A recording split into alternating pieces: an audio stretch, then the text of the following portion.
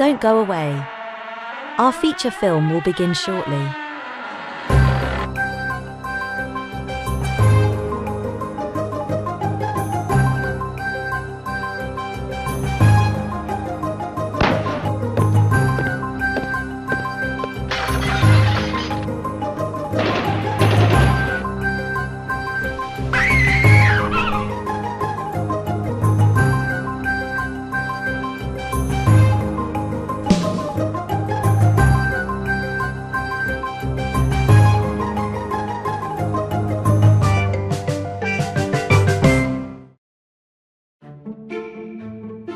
Coming soon, to Hastings Mystery Theater. The Woman in Green. It's a 1945 mystery. When a number of attractive women are found dead and with fingers missing, Sherlock Holmes, played by Basil Rathbone, and Dr. Watson, played by Nigel Bruce, investigate. Don't miss The Woman in Green. Good evening. Welcome to Hastings Mystery Theater. I'm your host and mystery master, Randall Schaefer. Tonight, the corridors of mystery take us all the way back to 1938 for a Universal movie, The Jury's Secret. A small town is recovering from a flood, and Bill Sheldon blames the loss on the publisher of the local newspaper. The newspaper downplayed the risk of a flood and delayed funds and activity that would have prevented the flood, a big flood control project. So when the publisher is murdered, Bill Sheldon is arrested for that murder. The trial attracts the media, one of which is Linda Ware, who becomes convinced that the real killer sits on the jury. Starring as Linda Ware is Fay Wray. She was born in Atlanta in 1907, and in the 1930s she solidified her place in movie history when she played the female lead in the classic King Kong. Later in life, she worked mostly on television. She appeared 3 times in the Perry Mason TV drama. When she died, in her honor, the lights of the Empire State Building were extinguished for 15 minutes. And if you know the movie King Kong, you'll know why. Our male lead is Kent Taylor. He was born in Iowa in 1907. The family moved to Los Angeles, and he pursued an acting career. He played mostly in B-movies and worked on television.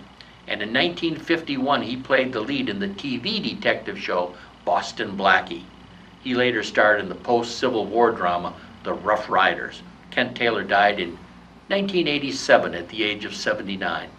Let's return to 1938. Enjoy Fay Wray and Kent Taylor in The Jury's Secret. We interrupt this program with a community safety alert. Please stand by. Warning, it has been reported that certain unidentified community offenders are at large. Said perpetrators have been known to be a detriment to our peaceful community environment. They are described as being rude, cranky and excessively critical. Though constructive criticisms are welcome, these individuals desire to assert their control over our community structure, with little contribution to its overall well-being. Authorities advise to stay clear of these individuals, and assure that they will soon be apprehended. That is all. Good citizens, we now return to our regularly scheduled program.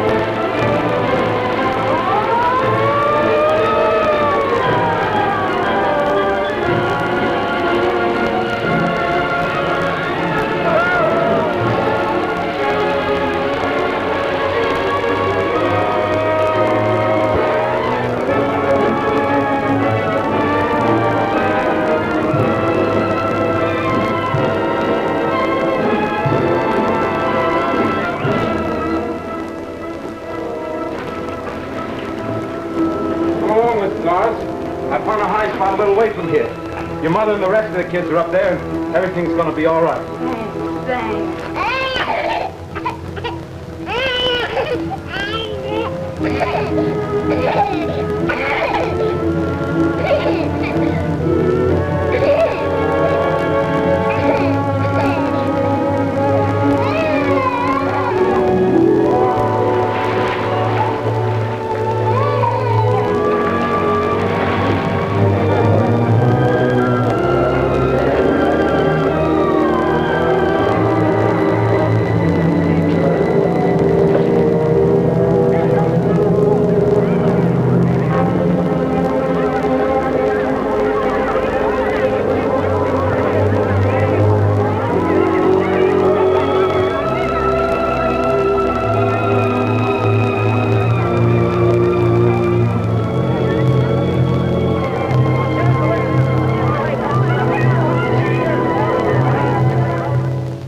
You thought this spring was a long way off, and it doesn't take long for a year to pass, does it?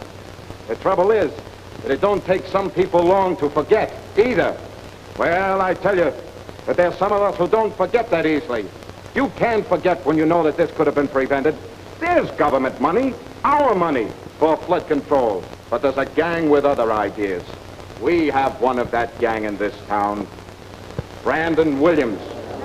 Williams, owner of the streetcar railways, the power company, a chain of 8 newspapers, our leading citizen and great philanthropist. Have you read what he has to say about the flood? 384 lives lost. Flood sufferers aided by the U.S. Army and Red Cross. Martial law declared. Good morning from Brandon Williams. It is with this true American spirit that our Sheldon, head of the stevedores down on Williams Dock. Williams will be glad to know about him. Spirit, you will now rebuild your city. You see, it has suddenly become our city. What's left of it is ours. The mud and disease, homes washed away, broken families, bread lines, all ours. Suddenly, Mr. Williams has become generous and given it back to us. I also read here that Mr. Williams is leaving today. He is not feeling well, and he is on the verge of a nervous breakdown due to his untiring efforts on behalf of the flood sufferers. Our leading citizen is going to take a well-earned rest aboard his yacht. A trip around the world. What's funny about that? I tell you right now, Williams is not going on any world cruise. Not until he publicly announces his support of flood control. Either he guarantees to advocate that bill, or he don't leave this city. You can't go up there, Bill. Why not? Please. Seeing him won't do any good. You can't see him anyway. You know that. You've tried a dozen times. But it'll be different this time. Well, anyway, the streetcars aren't running. You'll have to walk 6 miles. That's right. Will you stop by and tell Mom I won't be home till late?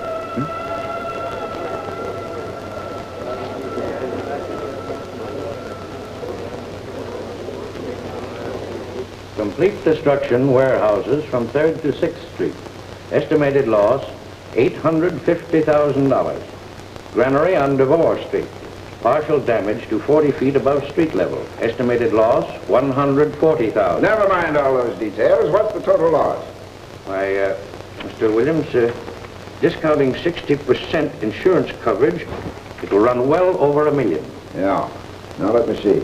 The problem is immediate recovery of the loss. I don't think it'll take a week.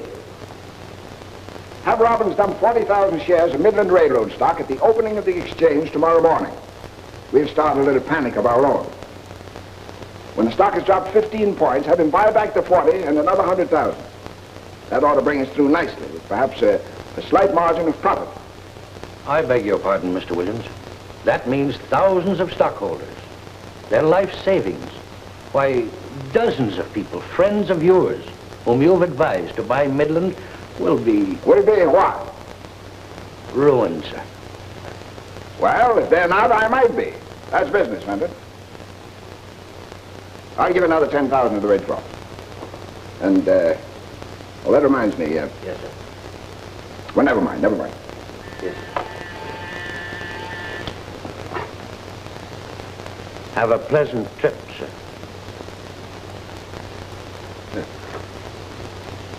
Yes, sir? I've changed my mind about my daily column. I'm going to continue it as I travel. I feel that people need a word of cheer these days. Strengthen their morale. Yes, sir.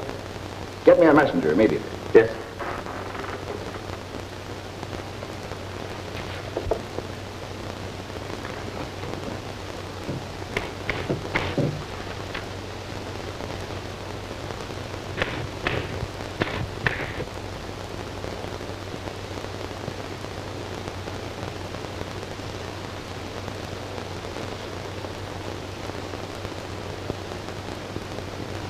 Good morning from Brandon Williams, Tuesday, March the 9th, aboard the Broadway Limited eastbound. I'm leaving you now, but my heart is heavy. I must go away. Yet it's impossible to put space between a man and his memories. The tragedy of the flood, the intense suffering travel vividly with me. Yet somehow my heart is strangely warmed by the knowledge that a brave fighting people will remain undaunted, undismayed. They will rebuild with courage. I am proud to be a citizen of such a community. Signed, Brandon Williams.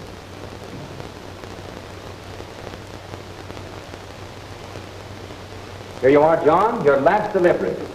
And a most appropriate swan song. The finale, the end. Yes, sir. Do you realize what's happened? After 8 years of being the mouthpiece of another man, a writing ghost, it's finally over. Yes, sir. Yes, but it was worth it. Financial independence is worth anything. John? Yes, sir. I'm going to perform a miracle. By tomorrow morning, I'm going to be 30 years old again. I'll start right where I left off. Yes, sir. This letter arrived by messenger.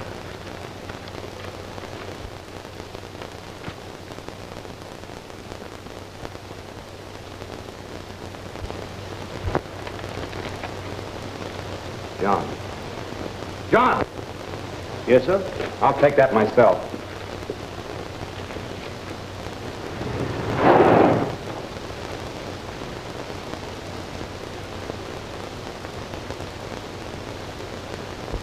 Mr. Williams. Oh, Russell. Better come inside. It's been a long time since I've seen you.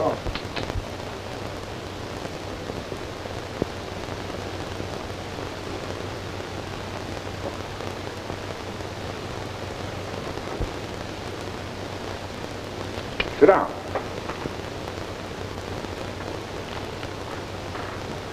Well, what is it, Walter? Your note.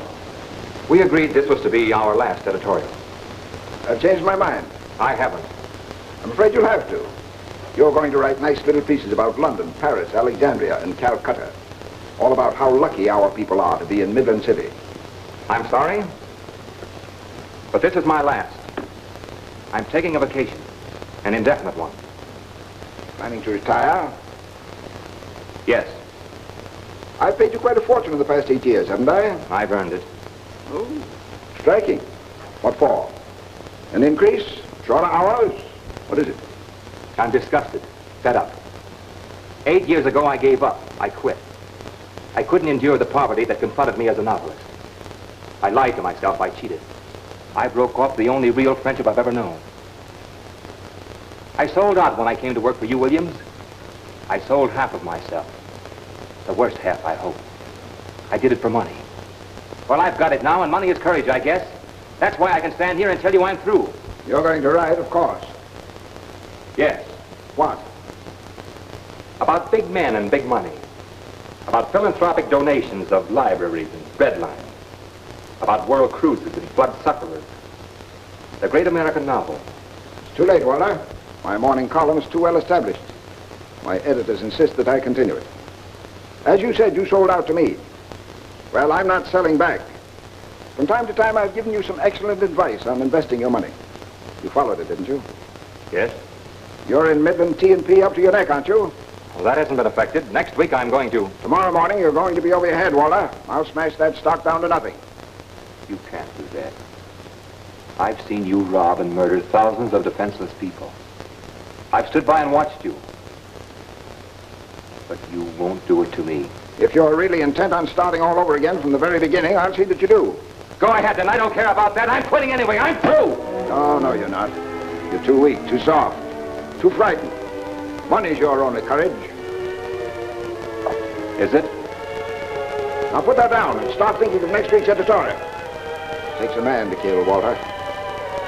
You're not even half a man.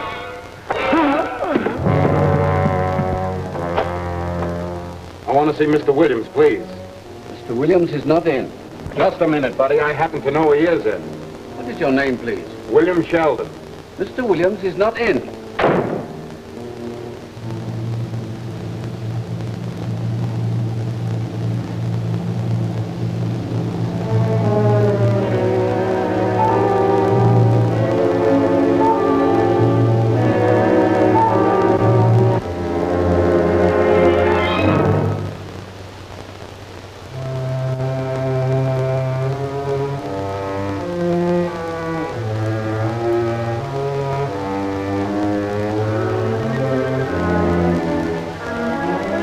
This man's dead. Yeah, where are you going? You better call the police.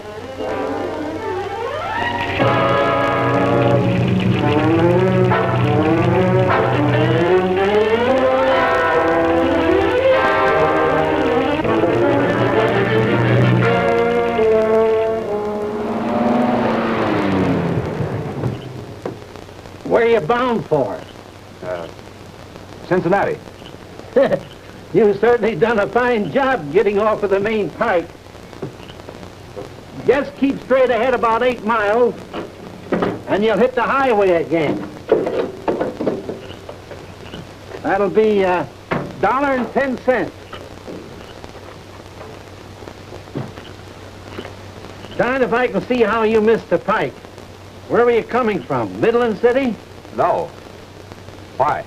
Lots of excitement back there. Just heard a special flash over the radio. What was it? Ever heard of Brandon Williams? Well, yes. Everybody has, I suppose. What about him? Murdered. Just a couple hours ago. You don't say. Yep. The darndest thing. Real cold-blooded murder. Stabbed. With a paper knife at his desk. And what do you think? There was a murderer. Caught. Red-handed. Standing over the corpse. Who was it? I can't remember his name. They said he was some kind of a fanatic.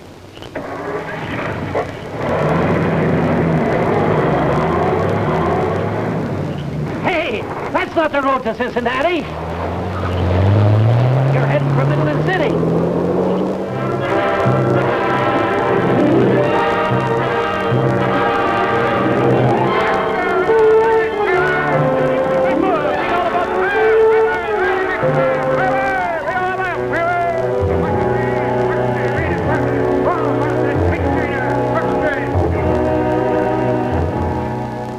I've got a hunch.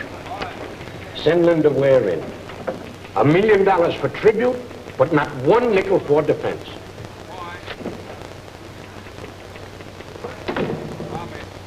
Hello, Harry. Hello, Joe. Oh, Miss Ware. Well, Linda, I've got a great assignment for you. Mm-hmm. When he starts out like that, I know it's trouble. Just a minute. This is liable to be the biggest story in the country. The Williams murder. No, Harry. That's not a big story. They're just blowing it up to national headlines for political reasons. You know that. Why, before they're through, they'll be tagging this murder on the administration. That's just the point. That phony philanthropist should have had lethal gas years ago. That's why I want you to go down there and bust the story wide open. As a matter of fact, I'm positive Sheldon is innocent. Aren't you? No. Neither am I. But you can find out. Boy, would I like to see them hang that kid. Then we can break an exclusive on a frame-up, huh? Okay, leave right away. But listen, I want daily stories, mostly about the boy. Maybe he's got a sweet little mother. Plug her.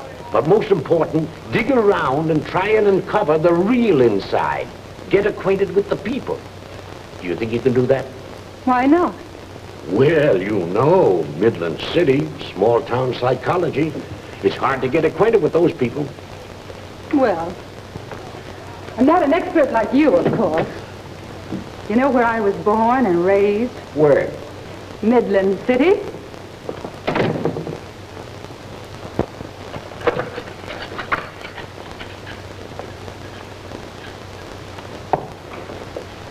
How do you do? My name is Appleby, Oliver B. Appleby. I've been appointed by the court to defend you. Oh, glad to see you. Sit down. Thank you. Thank you. It's good to see somebody. You know, not a lawyer in the town will touch the case. But why? Well, I presume it presents certain aspects which... Aspects, may I. They won't touch it because they were told to lay off. Really, Mr. Sheldon, your allegation is tantamount to a charge of corruption. You're surprised? I am profoundly shocked. However, we're not here to discuss the intricacies of politics. Who said we're not? Why, It's just the crooked politics of this city we've got to discuss. You're going to go out and uncover the real reason why no lawyer in this town will handle my case. Find out who put the pressure on them. Find out who's dictating to those newspapers to hang me in print before the evidence is even heard. When you find that out, then we will have a defense.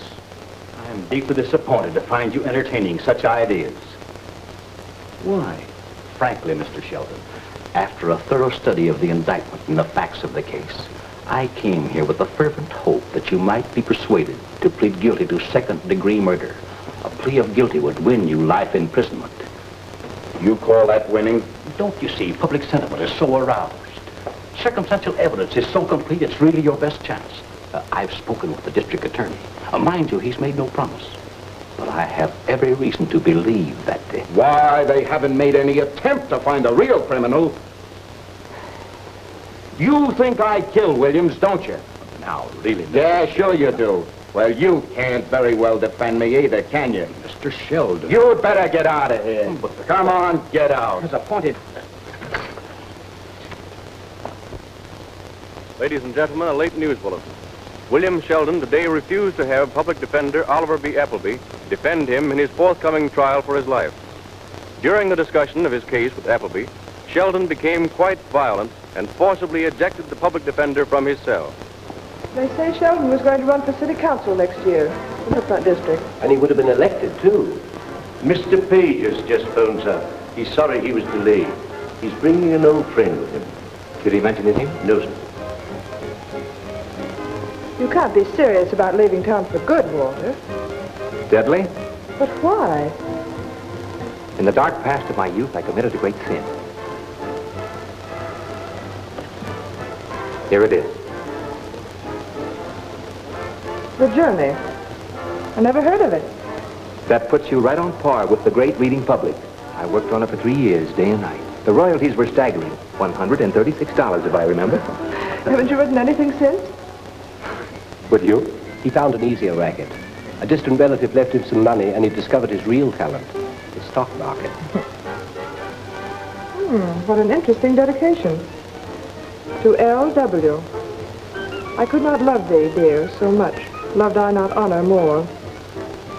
L.W. Who's Linda Ware? I can't believe it.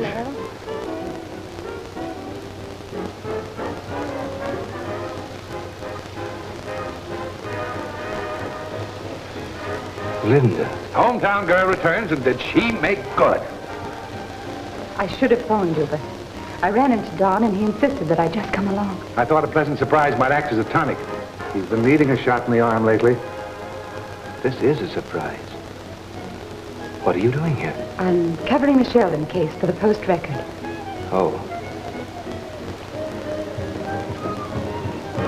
Glad to see me? Glad. This is the finest thing that's happened to me in years. Quick, Don, I'm dying of curiosity. Did you see the look on his face? As if he were seeing a ghost. Tell me, what is it all about? No, nothing. Just two people who were madly in love years ago and never saw each other again until just now. Oh, is that all? come on, let's have a drink.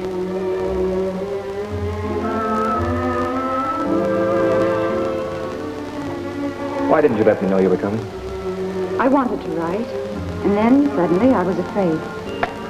Of what? Such a long time. So much might have happened. But it didn't. Nothing happened. Except that you're lovelier than ever.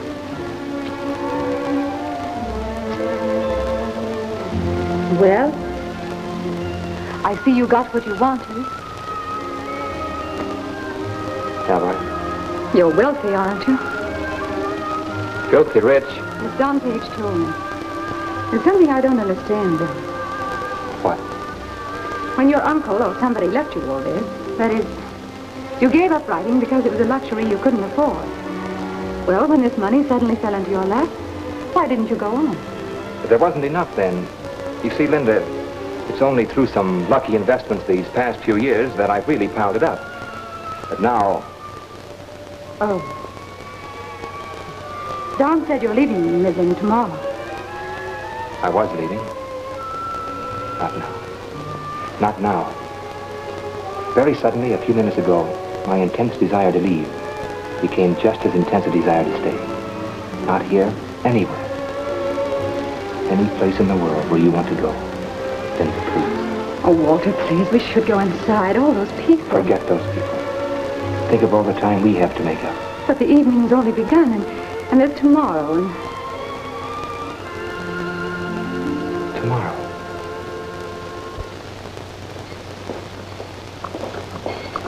Stop sniveling, Mary. Anyone would think you were his mother the way you carry on. I'm sorry. Hello, Mom. Hello, son. Well, how do you feel? Fine. You look pretty good. How's the food here? Can't complain. Hard as a board. How you been sleeping? Like a top. Say, where have you two been anyway? I was expecting you for 4 days. Tell him, Mother. Cincinnati? Well, that doesn't take days. You done a hitchhike, and it was more hike than hitch. Billy, do you know who's going to defend you? John Morrow, I suppose. You're just right. Huh? The biggest lawyer in... Oh, cut it out, Mom. Absolute fact. Oh, quit your kidding. We haven't got enough money to hire a boy to carry his briefcase. Don't you know your mother yet? After 15 minutes, she had him willing to pay her to take the case. Nonsense. He's a fine man, believes in justice, that's all. When is he coming? Tonight. Why, he'll take the circumstantial evidence in this case and just crumble it like he would a piece of stale bread. He's worried, though, about an impartial jury. It's the dirty yellow journalism in this town. But there's more than one way to get at the people these days. Say, my old lady is a tough guy, isn't he? Huh? Billy, that's an uninhabited island. Perfect. For what? For habitation. For what? I said habitation. Oh. Now, here's a marvelous spot. I've always wanted to go there. You'd love it. Put it down right here, Johnny. Yes, sir. I hope I'll be successful. How about this? Magic Alaska in the summer. Answer the call to adventure and romance. And mosquitoes? Mighty glaciers. Sunshine at midnight. Oh. Moonlight at noon. Oh. I'm out to everybody, Johnny, on my way to Alaska. Very good, sir. Mr. Russell in? Mr. Walter Russell. Well, dear, come in. Here we are. The world and how to see it. Go as far as you like, for as long as you like. Mr. Russell? Yes.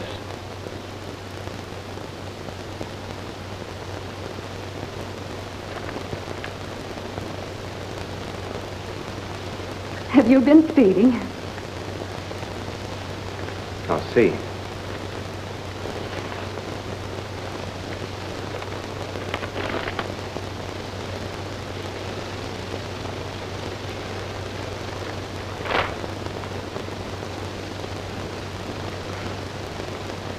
Now we've got to leave town immediately. Why? To summons for me to serve on a jury. Well, I serve on a jury? Oh, darling. maybe it's for the Sheldon case. All the more reason for us to leave. But why? Because... Well, don't you see? Suppose they found him guilty. I don't want to put a noose around anybody's neck. But suppose he's not guilty. I didn't say he was. Well, no, but practically everybody else has. Walter, you must serve on that jury if you possibly can. The whole country's against that boy. Most of the jury selected will be convinced of his guilt before they ever hear the evidence. That jury has to have some honest, intelligent person on it. Don't you see, darling? If he's not guilty, there must be someone there to fight for him.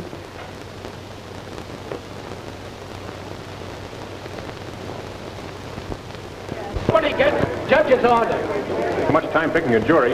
Yeah, they could have had him in 20 minutes if they wanted to. Any 12 would do to convict that guy. Now, if you don't all quit shoving, we'll clear the corridor. Shut that door. What's the score now? They just got number 9. Come on, folks, get back there.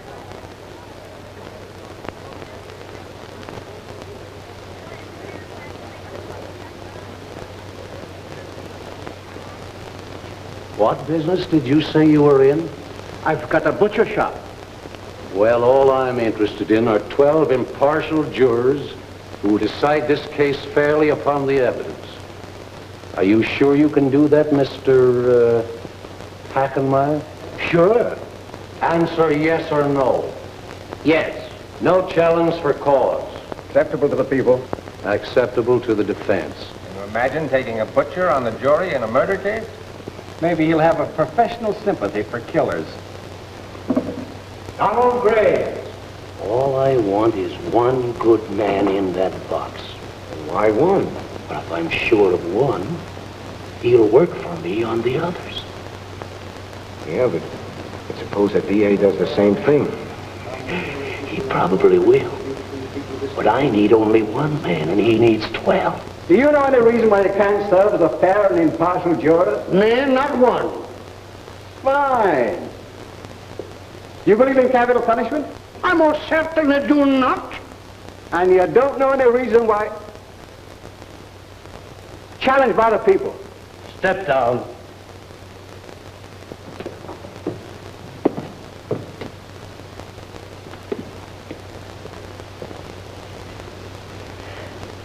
Charles Kelly. I'm making $8 a day as a painter. Did they think I'm going to work for $3 a day on a jury? I could use $3 a day. It's better than that WPA job I've got. Charles Kelly. Doesn't look like they're going to call me. He doesn't answer, Your Honor. We'll find Mr. Kelly and give him 30 days for contempt of court. Throw another name.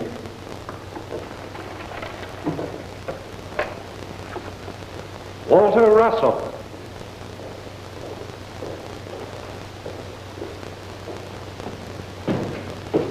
Raise your right hand.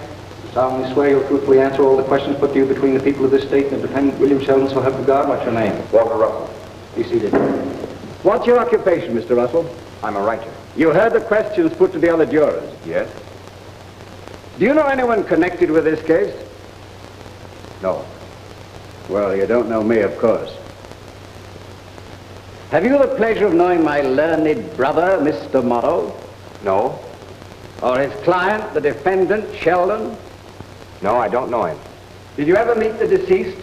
One of the greatest, most distinguished citizens our city ever had? I object to that. I withdraw the distinguished citizen. Did you by any chance know the deceased, Mr. Brandon Williams? No, I never happened to meet him. Have you any objections to capital punishment? No.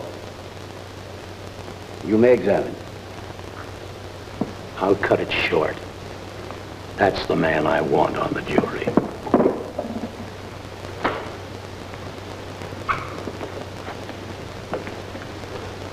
I hope he takes him.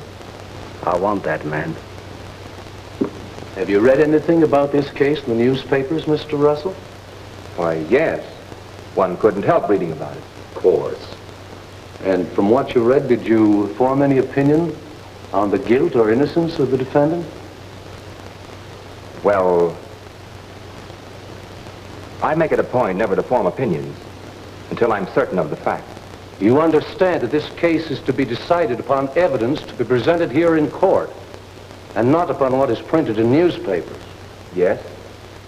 Now, Mr. Russell, all we want is a jury comprised of 12 intelligent people, without prejudice or bias, who will give the people a fair trial and this defendant a fair trial. Do you think you can do that? I do. Satisfactory to the defense. Satisfactory to the people. Rise, please. You do solemnly swear that you will well and truly try the cause now pending before this court and a true verdict render therein according to the evidence and instructions of the court, so help you God. Henry J. Sims. Mr. Henry J. Sims. Mr. Henry J. Sims. Here!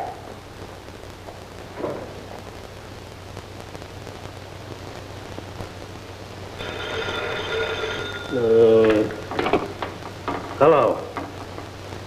Oh, hello, John. Well, if there's any justice in this old world, I'll be there. I haven't missed the opening of the trout season in 22 years. Huh? For this trial? Oh, it'll be over in a couple of days. I'll get away all right. Now, don't you worry. I'll see you at the club. Goodbye, John.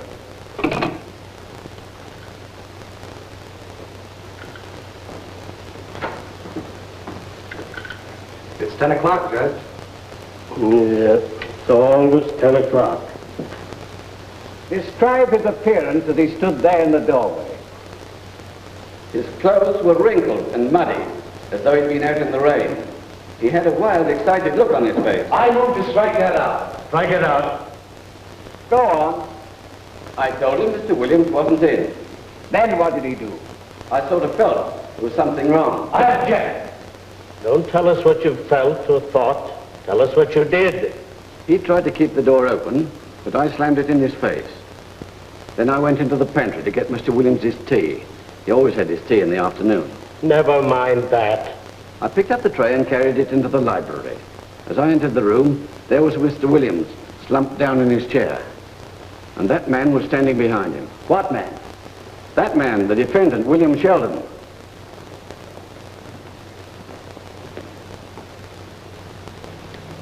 Will you look at this package and tell us whether you ever saw it before? It looks like the dictaphone record that was lying on Mr. Williams's desk when he was killed. I offer it in evidence, Your Honor. No objection. Received in evidence, People's Exhibit 6. Your witness.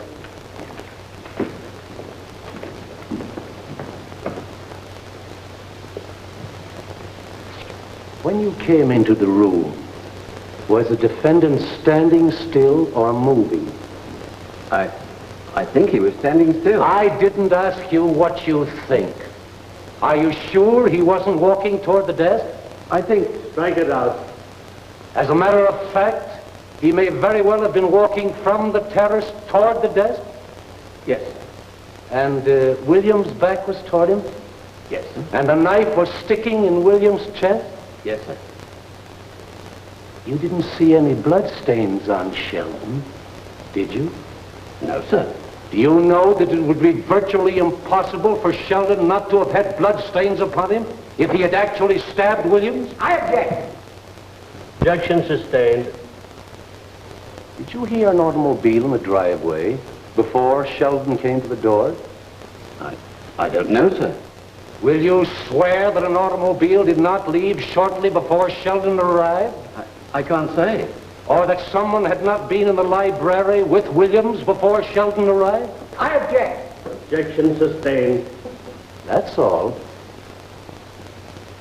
There might easily have been someone in that room before Sheldon arrived. Oh. Sure. Maybe there was a whole company of Marines. Miss Melinda, I've watched Morrow work before. That car in the driveway gag is just one of his red herrings. He doesn't believe himself. Why do you think Morrow dropped that butler so quick? Say, if he thought he could put a dent in that guy, he'd have him on the stand for days. I've watched that boy, Sheldon. Here. Trial by feminine intuition. All right. I've known smart boys like you to be wrong before. Is there anything in this trial but circumstantial evidence? What about those two private detectives that heard him make a speech threatening Williams? Baby, you can write your lead line right now. Sheldon, guilty of murder. Williams, killer convicted on first ballot. Goodbye, baby. See you in court, hon. Take it easy, kid. Goodbye. Goodbye. I suppose if you did kill Williams, you'd admit it, wouldn't you? I object to that as incompetent, irrelevant, and immaterial. Objection sustained. You didn't like Williams, did you? I never met him in my life. I didn't ask you that. You knew about him and you're no use for him. Isn't that a fact? I knew what he stood for in this community. Everything that was corrupt and vicious. I knew that Brandon Williams, through his lying editorials in his newspapers, and his political influence, blocked flood control legislation. I knew, and so did everybody else, that Williams was really a murderer of hundreds of innocent people who lived in the lowlands near the river. And I'm sorry that somebody killed him. He should be alive today so that he could sit in this chair and be tried for murder. I move all that be stricken from the record. Strike the defendant's speech from the record. You're on a witness chair, Mr. Sheldon, not on a soapbox. You hated Williams, didn't you? Hated what he stood for, the things that he was doing. So you felt he was responsible for the lives that were lost in the flood? I object, Your Honor. And I object to Mr. Morrow coming to the rescue of the witness. This is cross-examination. But, Your Honor, this is a gross... Objection overruled. But, Your Honor... Sit down, Mr. Morrow. Go on. I'll repeat the question. You felt, didn't you, that Brandon Williams was responsible for the lives that were lost in the flood? Not only this flood, the one last year, the one before that. Did you hear the two detectives, Mullen and Jenkins, testify to the speech you made on the day Williams was murdered? I did. Did you say this? I tell you right now, Mr. Williams is not going on any world cruise until he says he's going to support flood control. He'll either guarantee to support that bill or he isn't leaving the city. Did you say that? I did. Did you mean it? Yes. That is, not literally, not to physically prevent him. Oh, you weren't going to prevent him literally. Will you please tell the jury how you could prevent a man from leaving figuratively? Were you going to try and prevent his spirit from leaving? How were you going to prevent him from leaving the city? Well, I didn't have anything definite in mind. Weren't you going to stop him by sticking a knife in his heart? I object. All right. I'll withdraw the question. That's all. I'll say that's all. Court's adjourned until 10 o'clock tomorrow morning.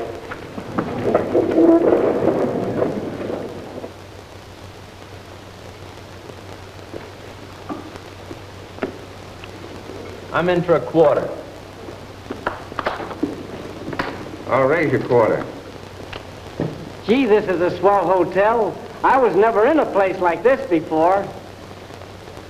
I feel so... Here with you. This juror business is swell work. $3 a day at a stylish hotel like this. I wonder if I could get my wife a job as a juror. It says here, quote, "It was predicted after District Attorney Ford's devastating cross-examination that Sheldon would be convicted on the first ballot," unquote. They're telling us? Where did you get that newspaper? There's more than one way of skinning a cat Or hanging a rat. Didn't you hear the judge tell us that we were not to form any opinions until the case was finally submitted to us? And that we were not to read the newspapers? Oh, forget it. Everybody knows the guy is guilty. That's just what my husband and I said when we first read about it in the newspapers. I think we'd better wait until the case is submitted to us. You know, there have been occasions when innocent men were convicted on circumstantial evidence. Let's not jump to any hasty conclusions. Say, let's get this straight. Nobody on this jury is going to get any cockeyed notions. We've all been away from our families and business for 3 weeks now. Yeah, he's got the right idea. Sure, we don't want to stay here any longer than we have to. Let's get this thing over as soon as possible. Boys, we don't want to be too hasty. Let's try to be as fair as possible, no matter how long it takes. Go on. We're wise to you. You're stuck on the $3 a day, the hotel, and a glass shower you got in your bathroom. Come on, cut the chatter. Let's get on with the game. Well, come on and deal. Put in chips. Hello, Joe. Morrow just finished summing up. He was magnificent. Only not magnificent enough. I'm getting a copy of his entire speech as soon as the court stenographer transcribes it. He claims it was a conspiracy to railroad Sheldon because of his fight against corruption. He cited 8 examples of innocent men who've been convicted on circumstantial evidence. He was brilliant.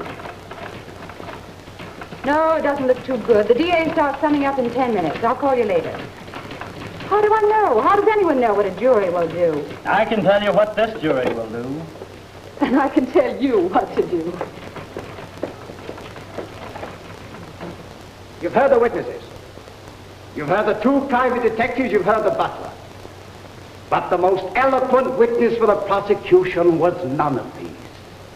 It was the defendant himself, William Sheldon. He admitted that he hated Williams. He admitted that he threatened Williams. But on the very day of the murder, he uttered these significant words.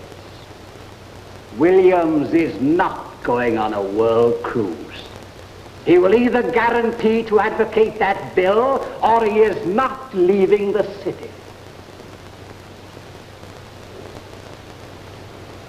How did he mean to prevent Williams from leaving the city? Sheldon said he didn't know. Do you remember how shifty and evasive he was when he was trapped? He said he didn't know. But you know, ladies and gentlemen of the jury, and you're going to show that you know by your verdict of guilty.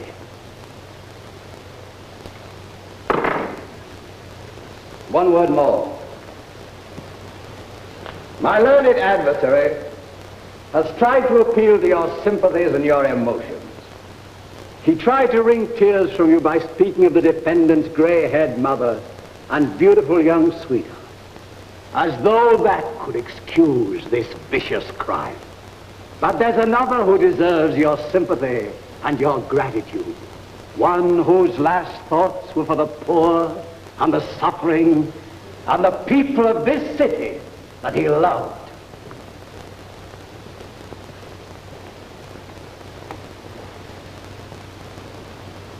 Here are the last words of Brandon Williams.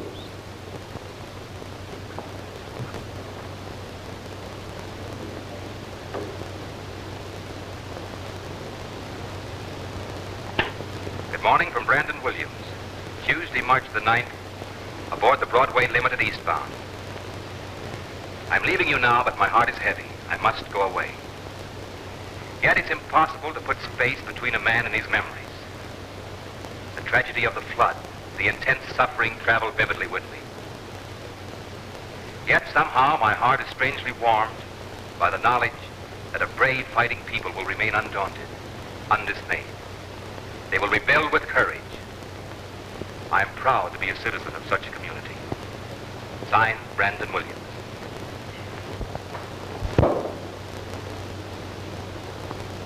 Those were his last words to you.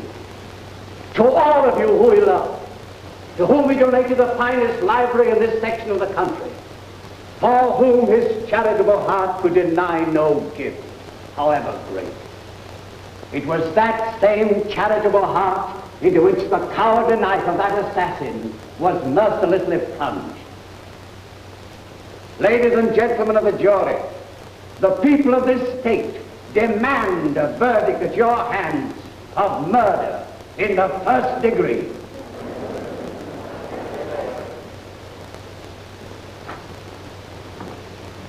It's nearly 1 o'clock, Judge. You're telling us.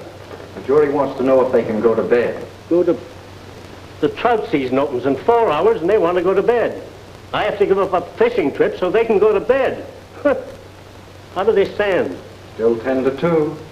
You tell them with my compliments that they're to continue deliberations, and I'll appreciate a verdict by 3 o'clock. Yes, sir. I get out of here by 3 o'clock, I can make Moosehead Lake for breakfast. They want to go to bed.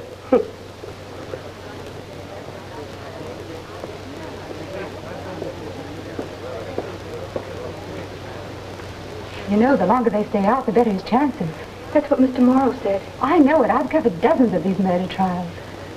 They can't convict him. He didn't do it. Everybody knows that. They just can't. They're not going to. There must be somebody on that jury who believes my boy is innocent. I'm sure there is. If you had the slightest grain of common sense, you'd know it was impossible. He couldn't have done it. I'll tell you, he could and he did do it. I'll leave it to anyone here. Hey, you. Hey! Isn't it impossible for a man to drive a golf ball 300 yards with a niblick? What's a niblick? No matter what you say, I saw him do it.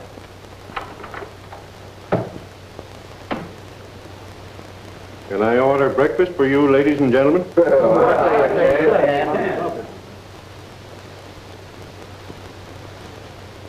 Yes, order 10 breakfasts. I'll have a sirloin steak rare with onions, some French fried potatoes, orange juice and coffee, toast and jelly, and ham and eggs.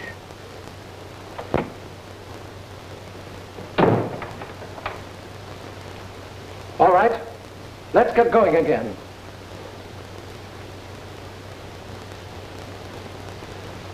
Now, Russell, will you please make up The judge said we had to be convinced beyond a reasonable doubt. And I'm not convinced. What do you want, a moving picture of it? Didn't you hear Sheldon say that he hated Williams? Oh, we've been all over that. I've got to get out of here. I'll tell you what we'll do. We'll toss for it. Heads, first degree. Tails, second degree. Now listen, all of you. We've been here 20 hours. And as far as I'm concerned, we'll stay here 20 years. A man's life is at stake, and we're not tossing any coins for it. I don't want to hear any melodramatic reasons either. This isn't the night before Christmas, and I haven't heard that any of your families are critically ill. To me, the most important issue at this moment is whether Sheldon is innocent or guilty, and I don't think he's guilty. Why are you all so sure? What about the threat? Wasn't he standing right over the body? Didn't the butler say he practically caught him with a knife in his hand? Wasn't he alone in the room with him? And didn't he go there with the express purpose of keeping him from leaving town? Huh? Now, wait a minute. You're also willing to accept circumstantial evidence? How about this? We were shown photographs of that terrace. Suppose Brandon Williams was sitting out there sunning himself when someone drove up in his driveway. Someone Williams knew. Williams was mixed up in all sorts of dirty schemes. Maybe he didn't want to be seen talking with this man on the terrace. Suppose it was one of the thousands of people whose lives he had ruined. It might have been any one of 1,000 people. Williams was a cruel, ruthless man. Why, that's ridiculous. I don't suppose you ever read those beautiful editorials Mr. Williams used to write. That's right. I used to cut those pieces out and save them. Sheldon was right. Williams was nothing but a murderer. How do you know that? It ain't in the evidence. Never mind that. What I'm trying to say is, there might have been someone there. Williams might have invited this man into the library. Maybe they quarreled. And this man picked up the paper knife and stabbed him. Oh, why isn't that possible? This man then could have stepped out onto the terrace and driven off. What happens to your circumstantial evidence then? Oh, what's the use? Let's send word to the judge we can't agree, then get out of here. It's all right with me. Hey, now wait a minute, not yet. Just let's think a little longer, until after breakfast. We're not going to leave here till we get a verdict. We've got to have a verdict. Well, what are you talking about? We want a verdict. That's the whole thing, a verdict. That's what we came here for.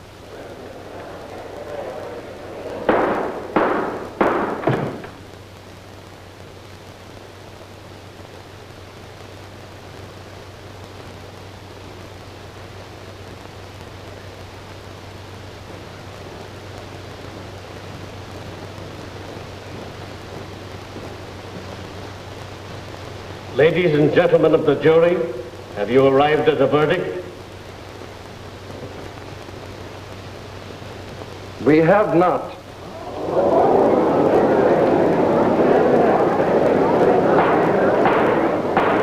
Silence. Am I to understand you're hopelessly deadlocked? That to continue your deliberations would be useless? Yes, Your Honor. There's been a gross miscarriage of justice in this case. Although you have heard the evidence and the instructions of the court, there are those among you who have willfully disregarded the law, who are unfit to serve as jurors. Jury is discharged. Court is adjourned. I'll never forget you. You're a real man, Russell. I want to say that about you too, Sheldon. So do I. Next time, you're going to get all 12. Thanks. Good luck. If they're all like him, nobody's likely to be safe in the city. Nice work, mister. Darling, I was sure they were going to convict him. How in the world did you do it? From now on, we're going to forget everything but ourselves. That's over and completely done with. Linda, there's a train out of here for New York at 8 o'clock tonight. You and I are going to be on it. Then London, Paris, the Riviera. Come on, let's go somewhere and celebrate. Not until I've wired my story to the office. Don't forget to put in that story that juror number 12 is very much in love with their correspondent. I mean ex-correspondent. See you later. My apartment in an hour? I'll be there.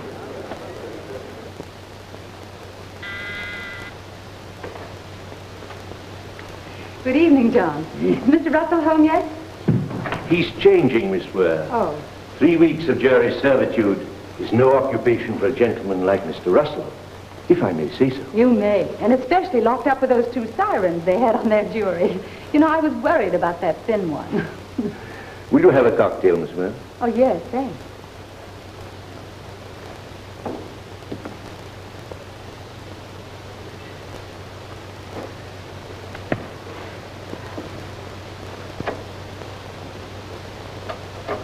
Thank you.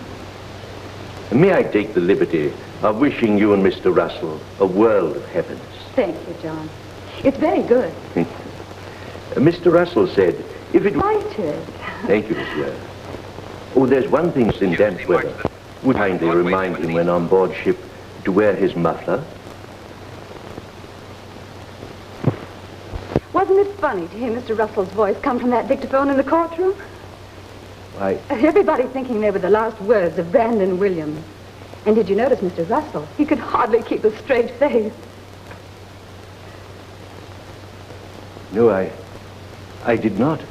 You know, I never could understand how Mr. Russell managed to write those frightful editorials day after day. I don't quite understand what you mean. Now, John, don't you know that Mr. Russell and I have no secrets from each other? Oh, Mr. Russell hated writing those editorials himself. He said he didn't know how he could keep on from day to day. He was always going to quit. Yes, I know how it was. And he never did. But how did you manage to keep it a secret? Oh, that was quite easy. Every afternoon before Mr. Williams left for his office, I would drive over and leave the record in the back of Mr. Williams' car. Did you always deliver them? Oh, practically always. Once in a great while,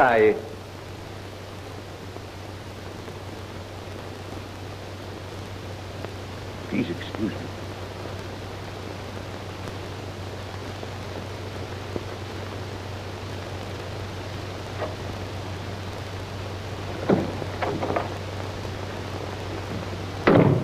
Miss Ware's here, sir. Have you mixed the cocktail? Yes, sir.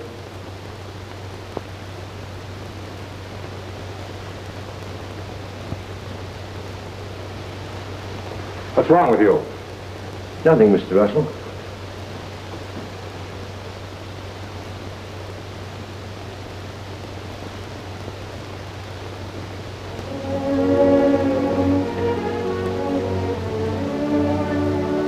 Hello, darling.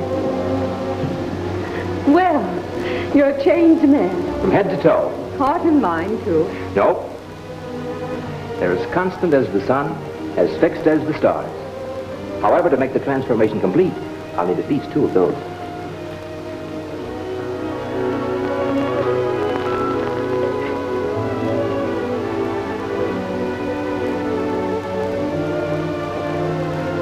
What'll we drink to? To ourselves, our marriage, our honeymoon, our life together. To a sharing of every happiness and unhappiness. To every little joy and big sorrow. To a full life. Or none at all. Why, Linda, what is it? I don't know. I'm suddenly afraid. Of what? Do you remember that evening 8 years ago? We were going to meet the next day, and never did. Except that we did meet. I have a strange feeling it's going to happen again. That's impossible. Listen, darling. We'll be married in New York at noon tomorrow. We'll sail immediately on the Normandy. In a week, we'll be in London. And then I know a little inn in the south of France, on the shore of the bluest, most unbelievable lake. That's where we're going. Together. That'll be wonderful.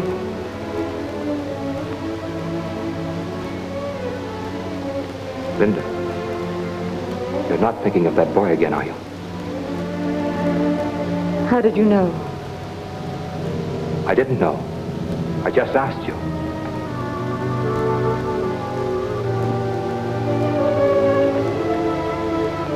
Please forget him. Can you? I'm going to, and so are you. I suppose he's guilty. Don't you? Linda, will you please forget him? Is it my fault that he was caught? Didn't I do everything I could? Oh, I didn't realize you were so upset about it. I'm sorry, Linda. It's just nerves, I guess. Yes. You did your best. Everyone did, I guess. After all, 400 people were killed in the flood. It's just as if he were another flood victim. In a way, he is, I suppose. You talk about him as if he were already dead. They've set the date for the retrial. Next Monday.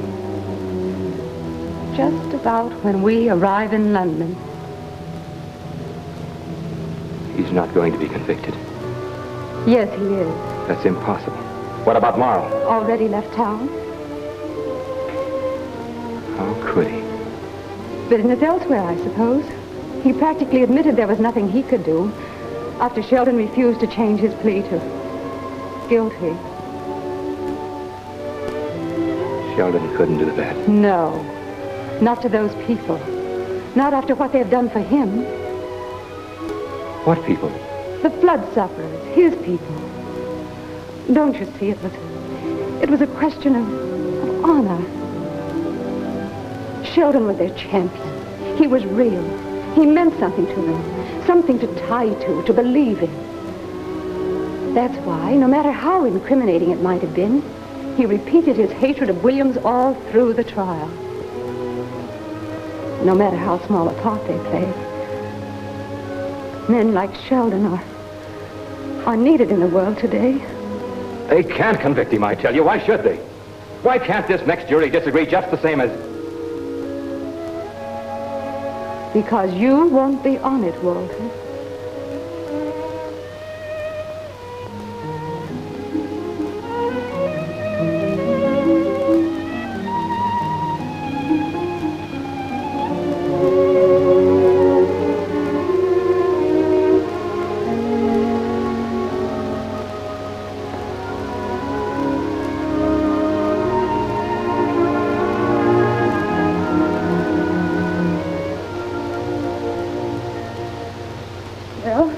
Here we are dawdling and the train leaves in an hour.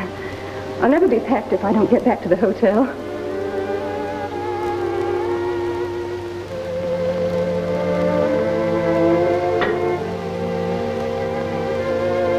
John. Yes, sir? You'll drive Miss Ware to her hotel and then to the train. I'll follow in a taxi. Very good, sir. Thank you. Linda, I can't let you go. Even for an hour.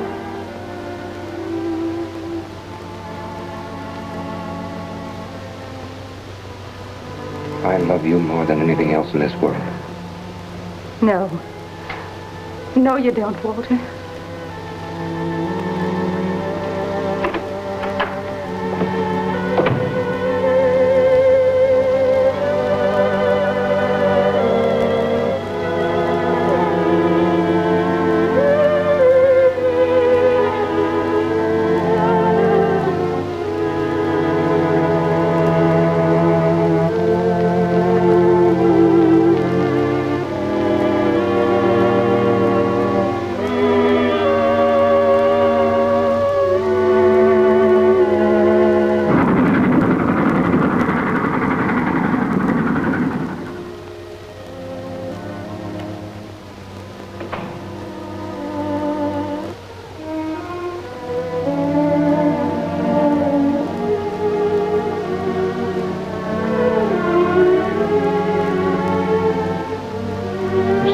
counsel, sir. It's after 8 o'clock. Is it? You've missed the train, sir. Yes. I'm taking another journey, John. Alone.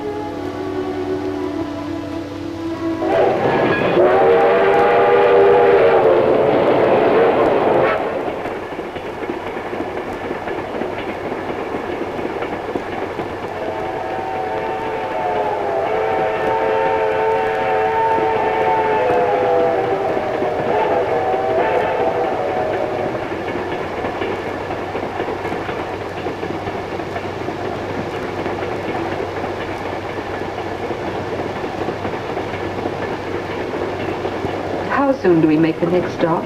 In about 15 minutes. Did you want something? I'm going back to Midland City.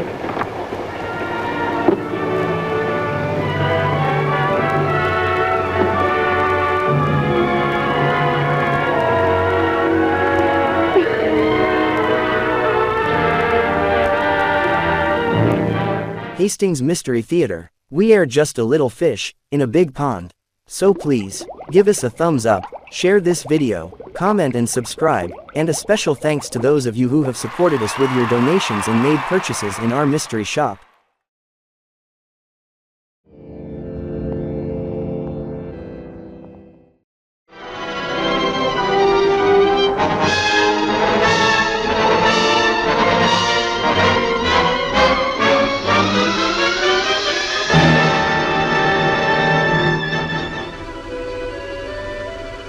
This makes 4, Inspector.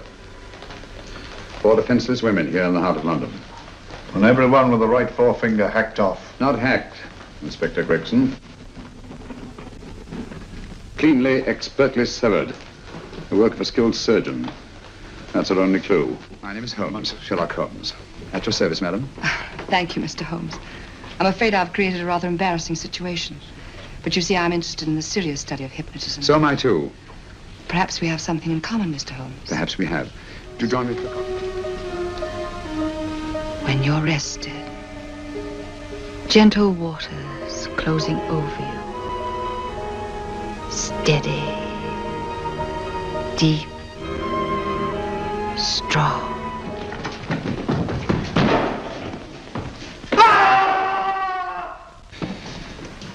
An evil man, Holmes, but what a horrible death. Better than he deserved. What are you thinking of? I'm thinking of all the women who can come and go in safety in the streets of London tonight. The stars keep watch in their heavens. And in our own little way, we too, old friend, are privileged to watch over our city.